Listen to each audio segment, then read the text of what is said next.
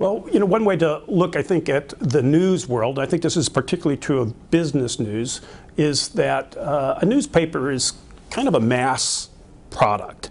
We can tell you, the New York Times can tell you, the reader, the 5 or 10, 15 most important things that you need to know in the paper. But the web provides a special opportunity to go deeper on particular topics. So one of the things that we have done in the last few years is add some blogs on areas of coverage that we think are particular interest to our readers and where we have particular strengths. And so we have Deal Book that is covering, the world of finance and Wall Street in greater depth than we were able to or have been in the past in the print paper. We also have Bits, which is I'll take a look at the technology world, kind of very detailed kind of focused coverage of what's going on in technology. We have a lot of that in the paper, but this allows us to go deeper. So as far as the evolution on the web and what we're doing a little bit different on the web, it's looking for those things that we can do to enhance our coverage in the paper and expand our coverage in the paper.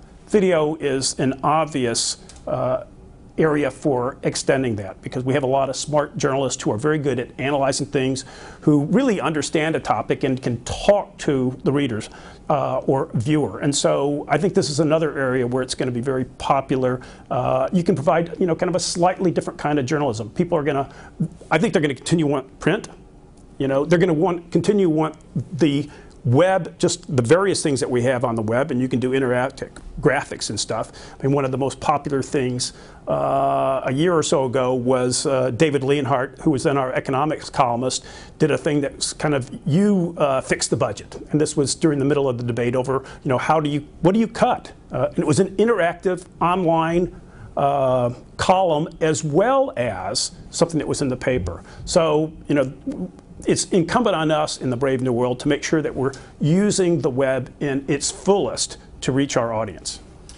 And finally, what's the role of business journalism in the sort of the overall world of news? Has it changed in terms of the importance? It's the story, isn't it? It's the story.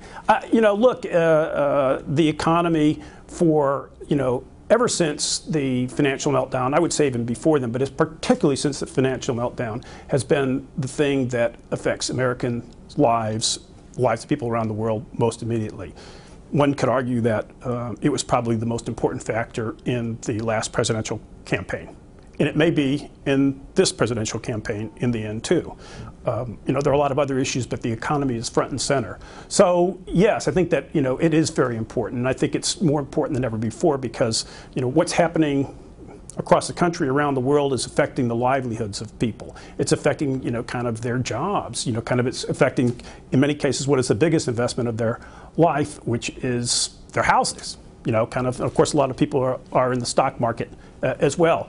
Our job is to try to explain what's going on in ways that people can really understand it, put it into context, so they aren't just getting a lot of incremental changes and moves of the needle, but also kind of just make sure that they see kind of where it fits in the bigger picture, and where necessary kind of shine the light where things aren't going the way that they ought to be, kind of to hold accountable those that need to be held accountable.